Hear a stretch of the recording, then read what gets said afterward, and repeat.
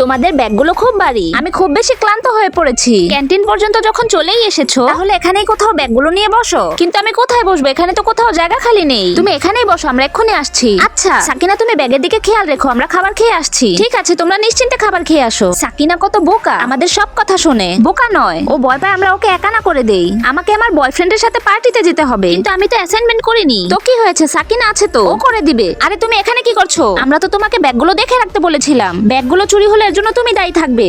তোমরা কি আমাকে চিনো? এমন ভাব করছো যেন আমাদের প্রথম দেখছো। ম্যাম, আপনার খাবার রেডি। আরে তোমরা এখনো খাবার খাওনি?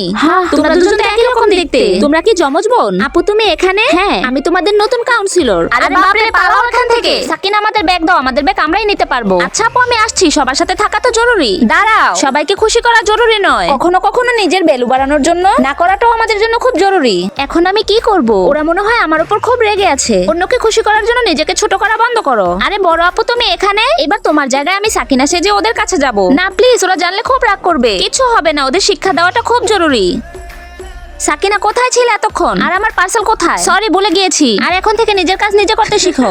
কি হয়েছে? আমার চেহারাতে কি কিছু লেগে আছে? আরে কি হয়েছে? লিখে বলছি। তখনই খুশি রোশনিকে চিরকুটে লিখে বলল, চলো সবাই সাকিনার উপর হেসে ওর সাথে মজা নেই।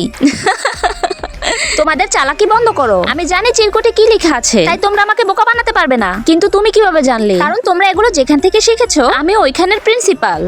এরপর খুশি ইচ্ছে করে আমাকে বিরক্ত করা শুরু করলো। কখনো পড়ার সময় লাইট অফ করে দিত, আবার কখনো গানের ভলিউম বাড়িয়ে দিত। তোমাদের কি মনে হয় আমি তোমাদের এই মজা দেখে ভয় পেয়ে যাব? মনে হচ্ছে তুমি ভুলে গেছো, যদি আমরা তোমার সাথে কথা বলা বন্ধ করে দেই, তখন কান্না করা ছাড়া কিছুই করার থাকবে না। ভালো হয়েছে তোমরা এসে গেছো। সাকিনা খুব বেড়ে গেছে, সময় এসেছে ওকে মজা বোঝানোর। চুপ থাকো তুমি। সাকিনা, খুশি খুব বোকা, ওকে মাফ করে দাও। পাগল হয়েছো নাকি? এসব কি বলছো? যাকে তুমি বোকা ভাবছো, ও পুরো কলেজে টপ করেছে। কলেজে সবাই সাকিনার ফ্যান হয়ে গেছে, আর ওকে ক্লাসের মনিটর বানানো হয়েছে। তার মানে তোমরা ওকে সাপোর্ট করছো? সাকিনা, আমাদের মাফ করে দাও। এই দেখো, আমরা তোমার জন্য কত গিফট এনেছি। It's okay. নিজের ভুল বুঝতে পারাটাই সবচেয়ে বড় প্রায়শ্চিত্ত। এর মানে তোমরা দুইজন নয়, তিনজন যমজ বোন। হ্যাঁ, আর আজকে থেকে আমাদের টিমে তোমাদের স্বাগতম। বন্ধুরা, সবসময় মনে রাখবে, যতক্ষণ তুমি নিজেকে সম্মান না করবে, ততক্ষণ কেউ তোমাকে সম্মান করবে না। পার্ট 2 দেখতে চাইলে লাইক ও সাবস্ক্রাইব করে কমেন্টে বলে যাও।